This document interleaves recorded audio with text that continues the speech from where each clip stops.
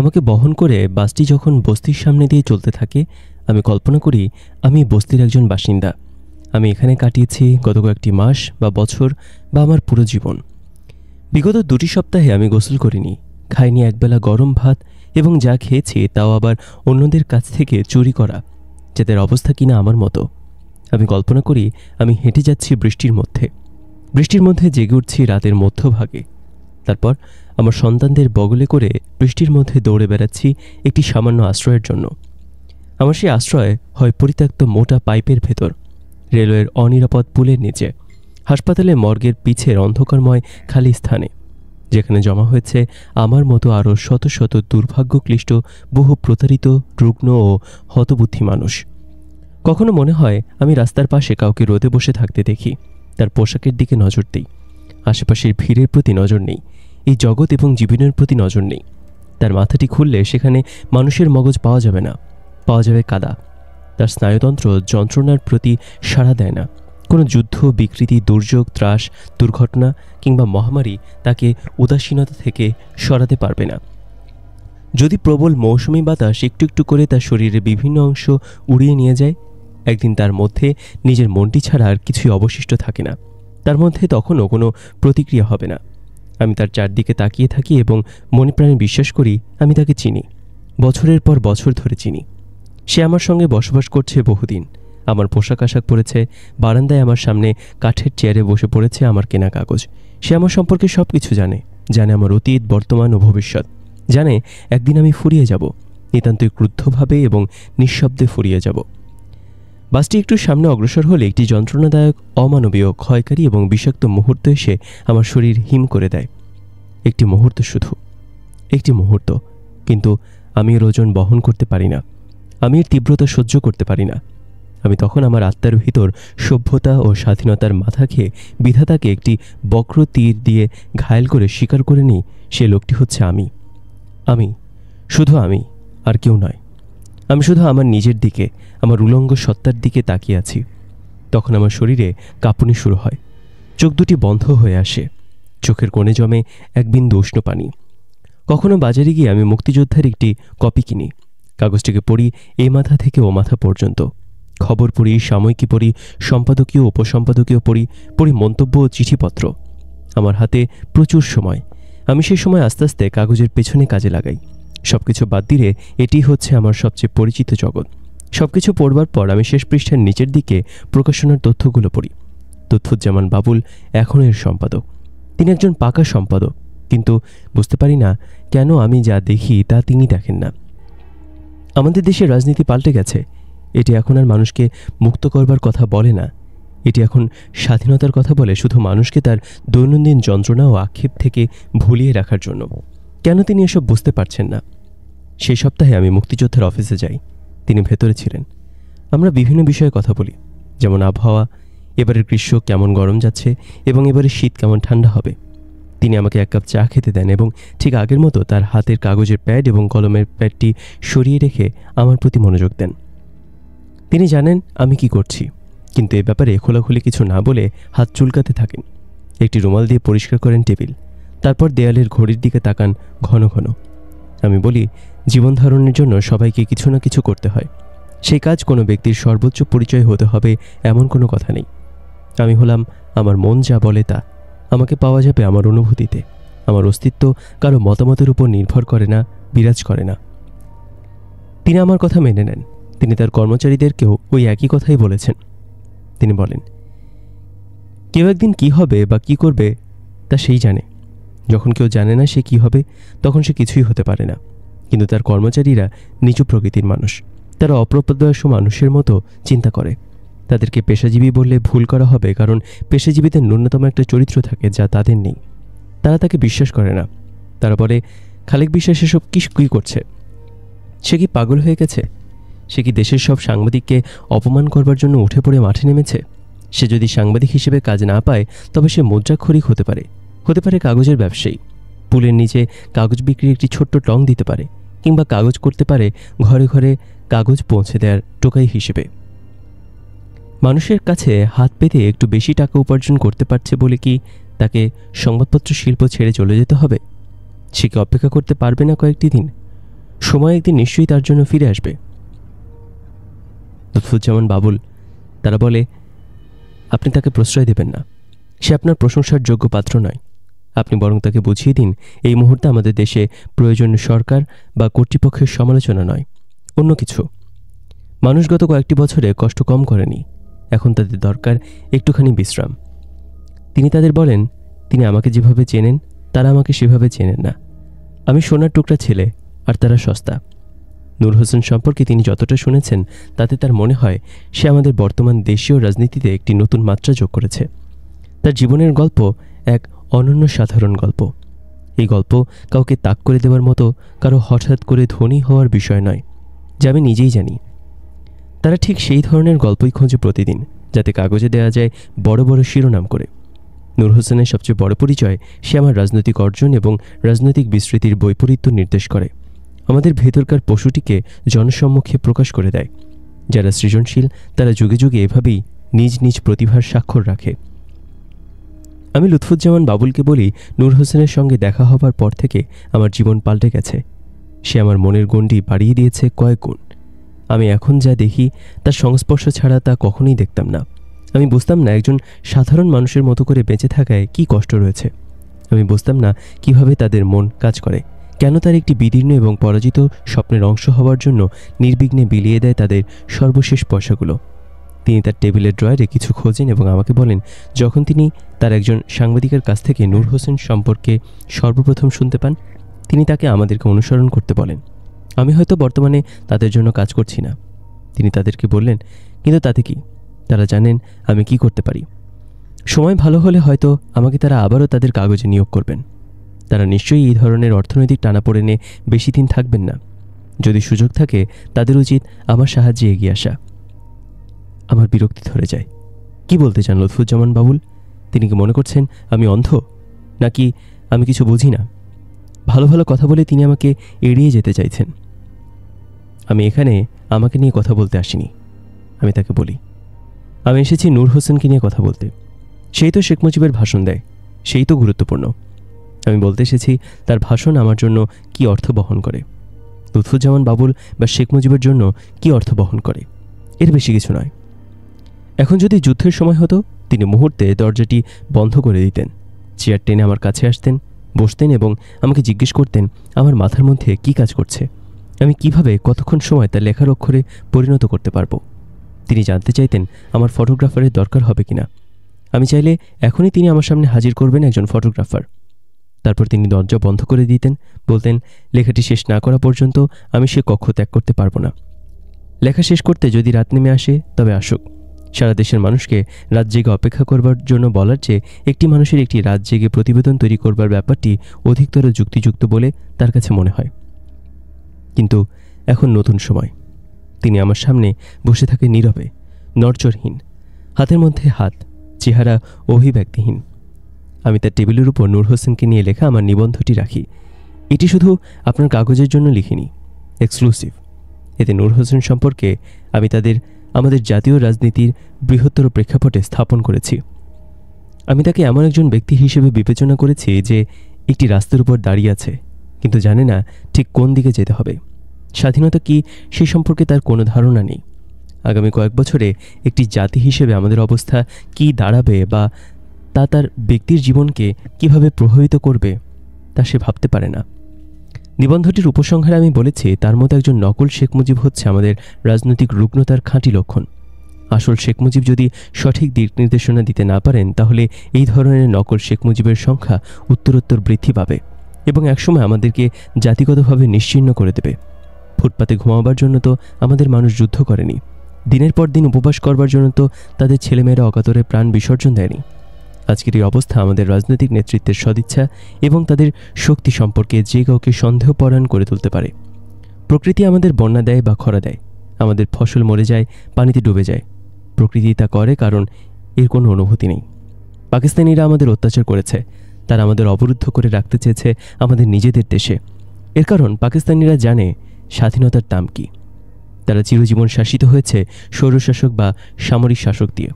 কিন্তু শেখ মুজিব নিশ্চয়ই জানেন কি তার মানুষকে খুবলে খুবলে খাচ্ছে। তিনি যে নেতা, জনগণের নেতা, জনগণ তাকে বিশ্বাস করেছে, তার শক্তিতে আস্থা রেখেছে। তিনি যদি এই বিশ্বাসের মূল্য রাখতে না পারেন, তাহলে আমাদের উপর নেমে আসবে এক বিশাল অন্ধকার। দেশে পুরো দোস্তর গৃহযুদ্ধ শুরু হয়ে যাবে। তিনি আমাকে ড্রয়ার থেকে কিছু খুলে দেখাতে চেয়েছিলেন, কিন্তু তা খুঁজে পান না। কাগজের অফিসে সহজেই কিছু হারিয়ে যেতে পারে বলে তিনি আমাকে জানান। এটি এমনই একটি পরবাস্তব জায়গা। আপনি যাই লিখেছেন না কেন খালেক বিশ্বাস, আমরা আমাদের কাগজে তা ছাপাবো। আপনি আমাকে এই ব্যাপারে বিশ্বাস করতে পারেন। আমি এখনই আপনার লেখাটি একজন সহকারী সম্পাদকের কাছে পাঠিয়ে দিচ্ছি। তিনি অতি দ্রুত এর একটি চূড়ান্ত কপি তৈরি করবেন। কিন্তু এখান থেকে উঠে যাবার আগে আমি চাই আপনি একথা জেনে যান যে নূর হোসেনের ব্যাপারটি আমিও হালকাভাবে গ্রহণ করিনি। আমি মনে করি তার উপর ভর করে আমরা আমাদের সমাজে আজ আমাদের জাতীয় রাজনৈতিক এবং বুদ্ধিবৃত্তিক নেতৃত্বের ভূমিকা কী হবে তা পুঙ্খানুপুঙ্খভাবে নির্ণয় করতে পারব। তার মধ্যে দিয়ে আমরা দেখব আমাদের চূড়ান্ত নেতৃত্ব কেমন সক্রিয় এবং কী তাদের ব্যর্থতা। জাতিগত ভরাডুবি প্রতিহত করবার দায়িত্ব শুধু আপনার নয়, এই দায়িত্ব আমাদের সবার। এই কাজে আমি আপনার পাশে আছি। আমি লক্ষ্য করি তিনি রাজনীতি বা রাজনৈতিক নেতৃবৃন্দের কথা বললেও শেখ মুজিবের নামটি উচ্চারণ করেননি, কিন্তু তিনি যে নামটি আমার নিবন্ধটি ছাপাবার দায়িত্ব নিলেন তাতেই আমি খুশি। নিবন্ধটি তিনি ছাপিয়েছিলেন কাগজটির পরবর্তী সংখ্যায়, কিন্তু এটি একটি নিবন্ধ না হয়ে যায় একটি 1 কলাম 6 ইঞ্চির মন্তব্য। এটি ছাপা হয় 7ম পাতায়, যেখানে ডজন ডজন ছোট ছোট বিজ্ঞাপন বড় বড় অক্ষরে পাঠকের দৃষ্টি আকর্ষণ করবার জন্য প্রতিযোগিতা করছে। নিবন্ধটির বক্তব্যও পাল্টানো হয় পুরোপুরি। নূর হোসেনকে তার প্রচেষ্টার জন্য প্রশংসা করে এতে বলা হয়েছে, সে আমাদের দেশের মানুষ শেখ মুজিবকে কীভাবে যত্নসহ তাদের প্রাণের মধ্যে গ্রহণ করেছে তার একটি জ্বলন্ত প্রমাণ। আমি যে সাধারণ মানুষের ভোগান্তির দৃশ্য বর্ণনা করেছি তা ফেলে দেওয়া হয় আমার সুপারিশগুলো, যেগুলো আমাদেরকে একটি অর্থপূর্ণ ভবিষ্যতের দিকে চালনা করতে পারত। মন্তব্যটির শেষে বলা হয়, একদিন না একদিন আমাদের সব মানুষকে হতে হবে নূর হোসেনের মতো কুৎসাহীন।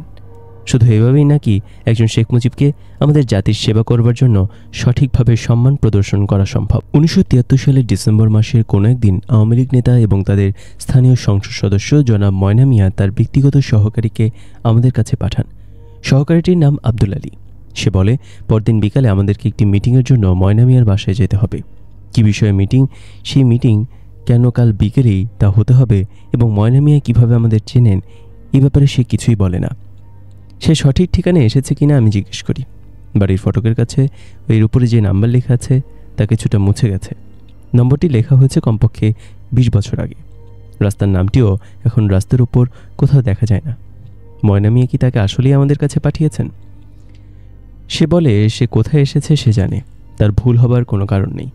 সে যখন তার নিয়োগকর্তার জন্য কোনো কাজ করে তখন যথেষ্ট সময় হাতে নিয়েই সে কাজটি করে।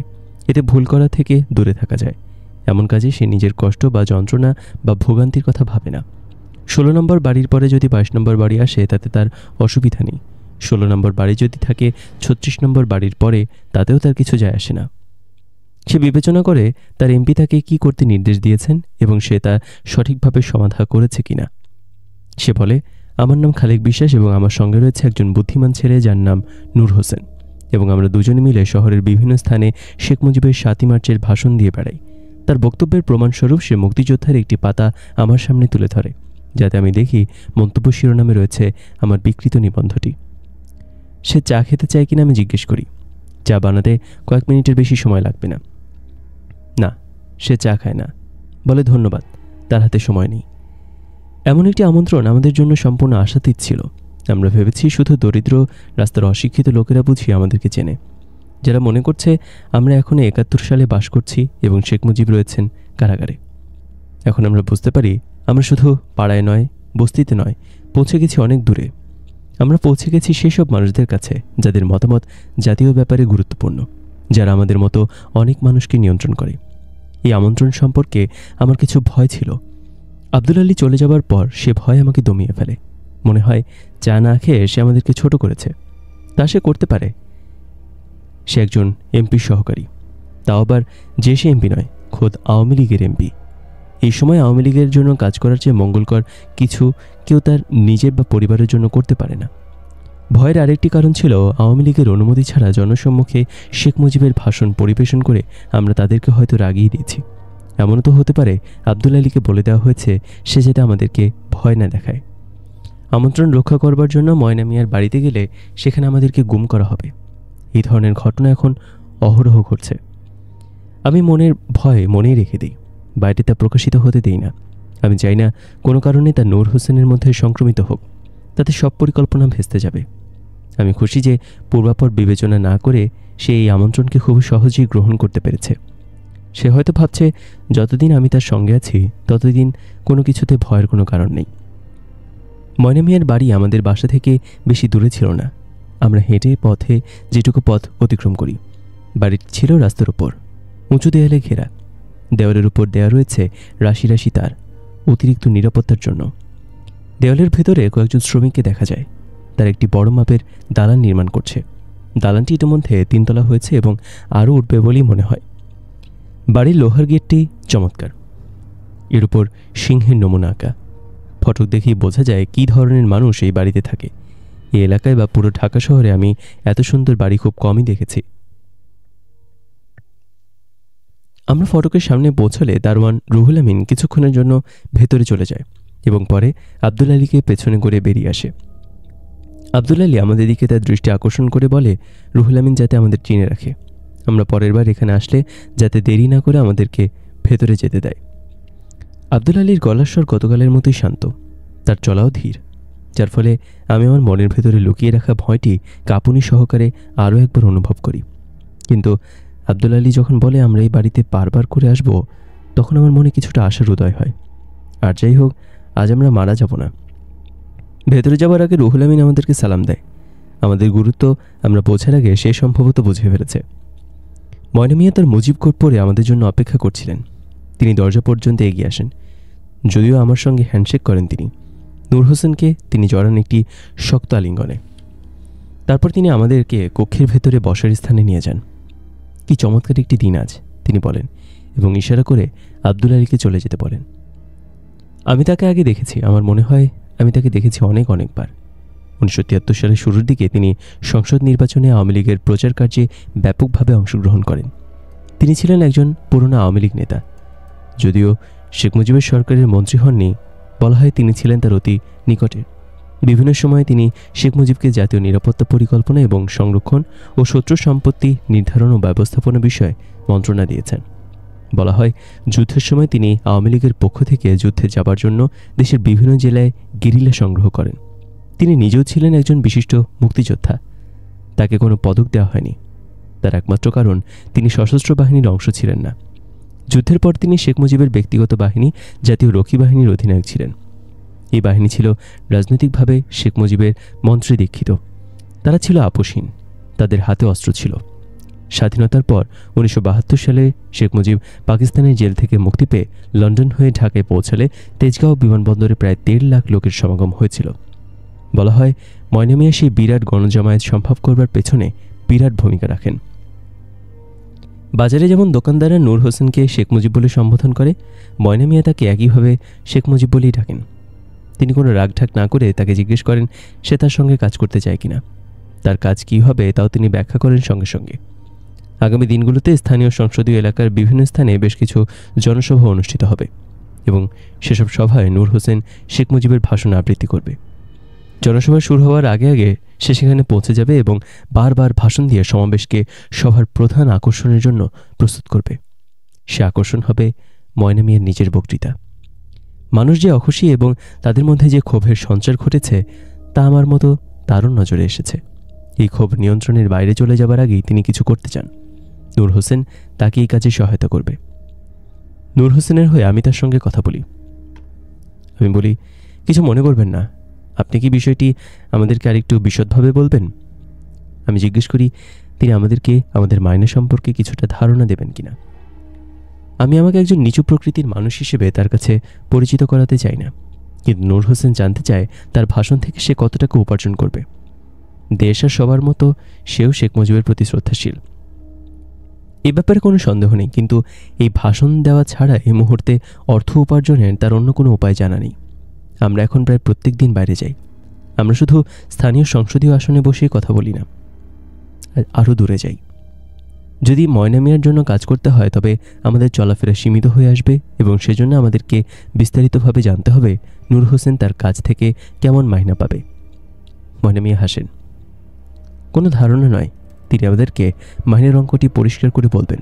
তিনি বলেন, আমাদের মধ্যে একটি চুক্তি হবে, তা হবে একটি স্বচ্ছ ও সহজ চুক্তি। এই চুক্তি মোতাবেক আমরা মনোযোগ দিয়ে কাজ করব এবং সে কাজের জন্য যথেষ্ট পরিমাণ মাহিনা পাব। অর্থ কোথা থেকে আসবে তা নিয়ে আমাদের চিন্তা করতে হবে না। যতদিন শেখ মুজিব দেশ চালাবেন ততদিন দেশের উন্নয়নমূলক কাজে ব্যয় করার জন্য অর্থের অভাব হবে না। তিনি এই দেশকে মুক্ত করেছেন, তিনি নিশ্চয়ই জানেন কিভাবে দুঃসময়ের সঙ্গে সংগ্রাম করতে হয়। দুঃসময় আমাদের পেয়েছে, কিন্তু তা বেশি দিন আমাদের নতজান করে রাখতে পারবে না। আওয়ামী লীগ সরকারের থাকা মানে হচ্ছে দেশের আপামর জনগণের মানুষের সরকারের থাকা। এই মুহূর্তে আওয়ামী লীগের সেবা করা মানে হচ্ছে দেশের সেবা করা, স্বাধীনতার সেবা করা। আওয়ামী লীগ এই দেশকে ধুলাবালি থেকে আবার গড়ে তুলবে। তারা জানে কিভাবে বাস্তবধর্মী পদক্ষেপ নিতে হয়, কিভাবে সেগুলোকে ফলপ্রসূভাবে বাস্তবায়িত করতে হয়। তারপর তিনি একটি অঙ্ক মুখে আনেন। আমরা এখন পাড়ায় পাড়ায় গিয়ে যে উপার্জন করছি তার তুলনায় এই অঙ্ক এত বেশি বড় ছিল যে নূর হোসেনের সঙ্গে আলাপ না করেই আমি তাকে বলি, আমরা রাজি, আমরা তার জন্য কাজ করব, আমরা তার নির্দেশের জন্য অপেক্ষা করব এবং তারপর যেখানে আমাদেরকে যেতে বলা হবে সেখানে যাব। তিনি তার বুক পকেট থেকে একটি খাম বের করেন এবং সেটি আমার হাতে ধরিয়ে দেন। তিনি বলেন, অগ্রিম, আপনারা 2 কাপ চা খাবেন, 2 কাপ ভালো, খুব ভালো চা খাবেন। বাকি মাইনা আসবে সময়। যদি আমাদেরকে কোনো জনসভায় যেতে নাও হয়, আমরা আমাদের মাইনা ঠিকই পাবো বলেই তিনি জানান। আমাদের কথা বলা শেষ হলে 2-4 জন চা বিস্কুট নিয়ে কক্ষে ঢোকে। তাদেরকে দেখে নূর হোসেনের বয়সী মনে হয়, যদিও তাদের গড়ন হবে তার চেয়ে হালকা। তারা হাঁটে সতর্কে, চা পরিবেশন করে নীরবে এবং কয়েক পা পেছনে গিয়ে কক্ষের কোণায় দাঁড়ায় নিঃশব্দে। নূর হোসেনকে দেখে তাদের মধ্যে যে গভীর কৌতূহলের জন্ম হয়েছে তা ময়না মিয়ার দৃষ্টি এড়ায় না। তিনি হাসেন এবং ফিসফিস করে বলেন, তিনি ঠিক তাই চেয়েছিলেন, কিছু কম নয়। তার এখন আর কোনো সন্দেহ নেই। তিনি মুখে হাসি নিয়ে আমাদের দিকে তাকান এবং আমাদেরকে কোনো কথা বলতে নিষেধ করেন। তিনি বলেন, নূর হোসেনকে তিনি পরীক্ষা করছেন না, তাকে তিনি ইতোমধ্যে নিয়োগ করে ফেলেছেন। তিনি শুধু একটু মজা করতে চান। চাকর দুজনে তাকে তাকিয়ে ময়না মিয়া জোরে হাঁক দেন। বাসু, গেসু, এদিকে আসো, তিনি বলেন। তারা কয়েক পা সামনে অগ্রসর হয়ে আমাদের থেকে একটু নিরাপদ দূরত্বে দাঁড়ায়। তোমরা সব কি করছো? ময়না মিয়া বলেন, না না, আমি কখনো ভাবিনি তোমাদের নিয়ে আমাকে এতটা হতাশ হতে হবে। তোমাদেরকে কি আমি আমার অতিথিদের চোখের দিকে তাকাতে নিষেধ করিনি? তার কথা শুনে বাসু এবং গেসু কাঁপতে শুরু করে। তোমরা শুধু আমার কাজের লোক, তোমরা আমার বন্ধু নও বা আমার অতিথিদেরও বন্ধু নও। বাসু ও গেসু তা জানে বলেই মনে হয়। তাদের কাঁপুনি কবে না। আজ তোমাদের এই ঘৃণ্য আচরণের জন্য আমি এখনই বলতে পারি, তোমাদের মতো বানোয়াট কাজের লোক আমার দরকার নেই। তোমাদের এই বাড়ি ছেড়ে চলে যেতে হবে এখনই। একই কারণে আমি আরও বলতে পারি, তোমাদের বর্তমান মাসের মাহিনা বাজেয়াপ্ত করা হলো। তারা এও জানে বলেই মনে হয়। সম্ভবত এরকম একটি শর্ত তাদেরকে কাজে নিয়োগ করবার আগেই পাকা করা হয়েছে। কিন্তু আমি তোমাদের ক্ষমা করে দিচ্ছি, কারণ এখানে উপস্থিত দেশের প্রধানমন্ত্রী তোমাদের ক্ষমা করে দিয়েছেন। তোমাদের এই জঘন্য আচরণের যাতে পুনরাবৃত্তি না ঘটে। নূর হোসেনকে সামনে দেখে তারা অবাক হয়ে গিয়েছে। সম্ভবত শেখ মুজিবের ভাষণ শুনবার পর থেকে তারা তাকে একবার সশরীরে দেখতে চেয়েছে, কিন্তু সে সুযোগ আসেনি। এখন একজন শেখ মুজিবরূপী নূর হোসেনকে সামনে পেয়ে তারা ভাবালু হয়ে যায়। তাদের দায়িত্ব এবং ভদ্রতা ভুলে যায়। ময়না মিয়ার উপস্থিতির কথা তাদের মনে থাকে না। তোমরা কি দুটি বোকার মতো নিজ নিজ স্থানে দাঁড়িয়ে থাকবে নাকি উপযুক্ত কিছু করবে? ময়না মিয়া চিৎকার করে বলেন। তার রাগ কমেনি। তারা মেঝেতে পড়ে নূর হোসেনের পদধূলি গ্রহণ করে। ময়না মিয়া জিজ্ঞেস করেন, এই কি তিনি তাদের শিখিয়েছেন? তারা কি ভুলে গেছে কিভাবে কাউকে যথাযথভাবে সম্মান প্রদর্শন করতে হয়? তিনি তাদেরকে 3 বার করে নূর হোসেনের পদধূলি নিতে বলেন এবং যেহেতু তারা তাকে অসম্মান করেছে, তার পদধূলি নিতে হবে আরও 3 বার করে। তারা মেঝেতে পড়ে আবারও নূর হোসেনের পদযুগল স্পর্শ করে। মাননীয় প্রধানমন্ত্রী ময়না মিয়া নূর হোসেনের উদ্দেশ্যে বলেন, আপনি নিশ্চয়ই বুঝতে পারছেন তারা সবসময় এমন অসৎভাবে আচরণ করে না। আমি তাদের আজকের আচরণের জন্য আপনার কাছে ক্ষমা প্রার্থী। আপনাকে নিশ্চিত করে বলতে পারি তারা দুজন খুব বিনীত চাকর। তারা উঁচুস্বরে কথা বলে না, তাদের মধ্যে কোনো লোভ নেই, তারা কাউকে কখনো অবজ্ঞা করেনি। অনেক চাকর তাদের নিয়োগকর্তা সম্পর্কে ভালো ধারণা পোষণ করে না, তারা তাদেরকে হত্যা করবার চক্রান্ত করে, তা না পারলেও তাদের ক্ষতি করবার চক্রান্ত করে। কিন্তু এই দুইজন প্রকৃতই ভিন্ন মানুষ। তারা জানে প্রতিটি মুহূর্তে আমি তাদের কাছ থেকে কি প্রত্যাশা করি। জনাব প্রধানমন্ত্রী, আপনি নিশ্চয়ই তাদের আচরণে মনে ব্যথা পাননি। তিনি নূর হোসেনের দিকে ইঙ্গিত করেন তাদের মাথার ছোঁয়ার জন্য। নূর হোসেন একটু সামনে ঝুঁকে তাদের মাথা স্পর্শ করলে বাসু ও গেসু মেঝের দিকে তাকিয়ে পায়ের উপর দাঁড়ায়। একথা অবিতর্কিতভাবে সত্য যে যুদ্ধবিধ্বস্ত দেশটিকে উন্নয়নের দিকে এগিয়ে নেওয়ার জন্য শেখ মুজিবের সরকার প্রয়োজনীয় যথেষ্ট বাস্তবসম্মত পদক্ষেপ গ্রহণ করেনি। তার উপর ছিল বিশেষ পরিদর্শনের অভাব। হাতে নেওয়া পদক্ষেপগুলো কাজ করছে কি না বা কিভাবে কাজ করছে তা পরিমাপ করবার কোনো উপায় ছিল না। এর কারণ প্রতিটি জায়গায় চলে গিয়েছিল লুটেরাদের হাতে। প্রতিটি কর্মক্ষেত্র ও পেশায় ছিল তাদের সদস্য আনাগোনা। তাদের হাত থেকে সাধারণ নাগরিকদের রক্ষা করবার জন্য কোনো পদক্ষেপ নেওয়া হয়নি। পাকিস্তানি রক্তপায়ী সেনাদের মতো তারা আসতে থাকে, আরও লুট করে চলে যায়। খানিক পরে তারা আবারও ফিরে আসে, আবার লুট করে চলে যায়। লুটেরারা যেদিক থেকেই আসুক না কেন, আমার ক্ষোভ পুঞ্জীভূত হয় শেখ মুজিবের ওপর। এর কারণ যদিও তারা আসে ভিন্ন ভিন্ন নামে, ভিন্ন ভিন্ন প্রস্তাব নিয়ে, তারা সবাই আসে মুজিব কোট পরে এবং জয় বাংলা স্লোগান তুলে। তারা তাদের শেখ মুজিবের আত্মীয় স্বজন, আত্মীয় পরিজন, বন্ধুবান্ধব বা সমর্থক বলে ঘোষণা দেয় এবং লুটের কাজ শুরু করে। তারা তার জনসভায় দল বেঁধে হাজির হয়, তার জীবনী রচনা করে, তার সমর্থনে নাচে বা গায় এবং বলে তার জন্য জীবন উৎসর্গ করতে দ্বিধাবোধ করবে না। তারপর তারা নির্দ্বিধায় লুট করতে চলে যায়। তারা তার ছবি দামি ফ্রেমে বন্দি করে তাদের ঘরে, আঙিনায়, ফটকে, অফিস আদালতে ঝুলিয়ে রাখে এবং লুট করবার প্রতিযোগিতায় নামে। শেখ মুজিব জানেন তাদের দেশে কি ঘটছে, তিনি সব জানেন, তবুও তিনি তাদেরকে নিয়োগ করেন, তাদের সমর্থন কৃতজ্ঞতার সঙ্গে গ্রহণ করেন, তাদেরকে প্রদান করেন ক্ষমতা এবং তাদের সঙ্গে হাজির হন প্রার্থনা গৃহে। মনে হয় তাদের অস্তিত্ব না থাকলে তিনি হারাবেন তার নিজের অস্তিত্ব।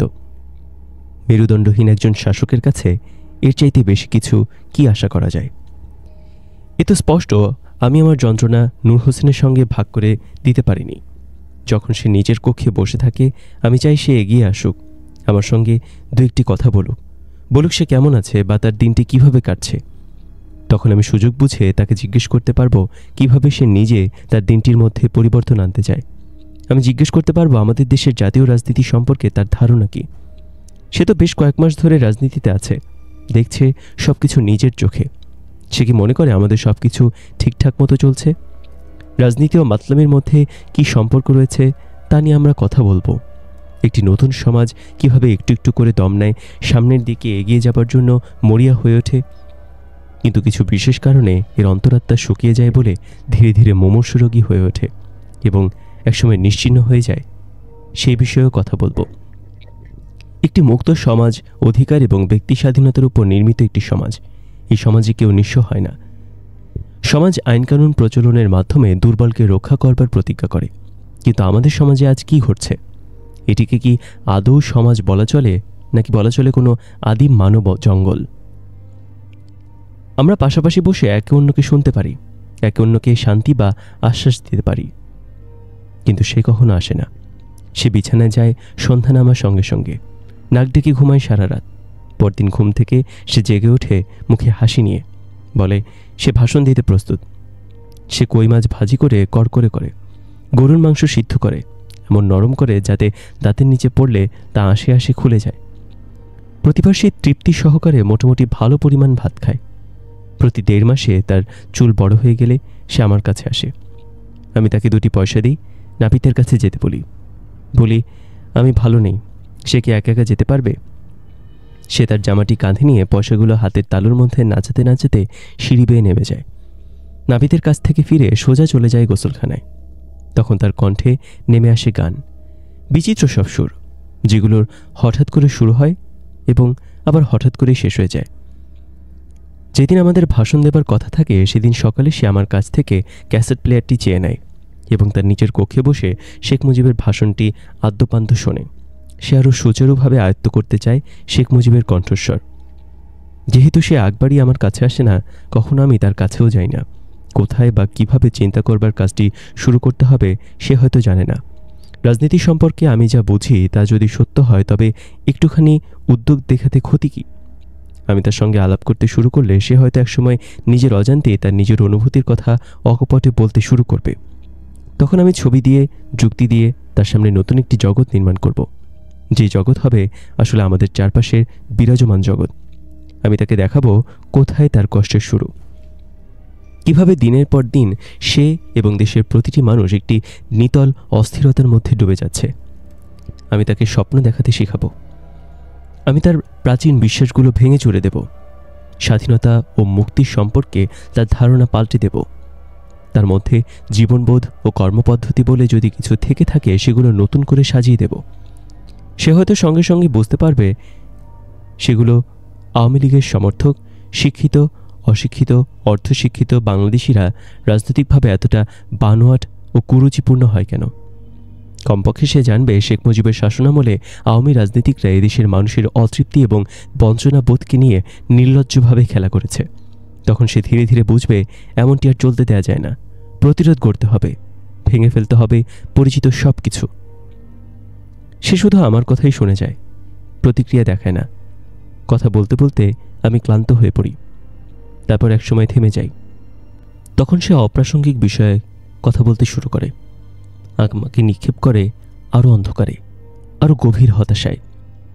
সে গঙ্গাসাগরের কথা বলে সেখানে নাকি একটি অন্ধকার গুহা আছে। লাল মাটির পাহাড়ের মধ্যে কাঁটাযুক্ত গাছের ভেতরে এই গুহার অবস্থান। তারা যখন ছোট, সে বলে তাদেরকে বলা হয় কখনো কখনো এই গুহার মুখ খুলে যায় এবং এর জিহ্বা বেরিয়ে এসে ভেতরে টেনে নিয়ে যায় ছোট ছোট শিশু ও তোতা পাখি। তাদেরকে কখনো গ্রামের সে অংশে যেতে দেওয়া হতো না। অন্য একদিন সে একটি কালো বিড়ালের কথা বলে। যখন তারা কোনো সকালে কোথাও যাবার জন্য বাড়িটির বাইরে বেরিয়ে আসে এবং দেখে তাদের সামনে দিয়ে রাস্তা পাড়ি দিচ্ছে একটি কালো বিড়াল, তারা তাড়াতাড়ি বাড়িতে ফিরে যায়। কালো বিড়াল মানে হচ্ছে দুর্ভাগ্য, এটা রোগ শোকের ইঙ্গিত। এই বিড়ালের মালিক যদি হন কোনো বিধবা বা নির্জন বুড়ি, তাহলে সেই ইঙ্গিতকে আরও গুরুত্ব সহকারে নেওয়া হয়। এই সংকটের শেষ হয় আনুষ্ঠানিকভাবে বিড়ালটি পুড়িয়ে মারবার মধ্যে দিয়ে। সে গঙ্গাসাগরে প্রচলিত জিনপরির গল্পগুলো আমাকে বলে, কখনো বলে রাক্ষস বা দেওদানব বা পেতনি বা সন্ন্যাসী বিষয়। এসব গল্প সে ছোটবেলায় শুনেছে, যদিও সে এখন ঢাকায় এবং ঢাকায় সে বেশ কয়েক মাস পার করেছে। এই শহর সম্পর্কে তার বলবার কিছুই নেই। এই শহর সম্পর্কে সে কিছু ভাবতে চায় না বা ভাবতে পারে না। কিন্তু আমি তাকে ক্ষমা করে দেই। সে কি করে জানবে শেখ মুজিবের মনে কি রয়েছে বা তার নিজের মনেই বা কী রয়েছে?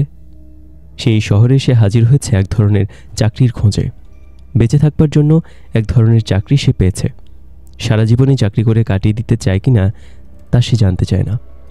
নিজের পেট ভর্তি থাকলে আশেপাশের সব ক্ষুধার্ত মানুষের কথা সে ভুলে থাকতে পারবে অনায়াসে। বাকি অংশ আগামী পর্বে।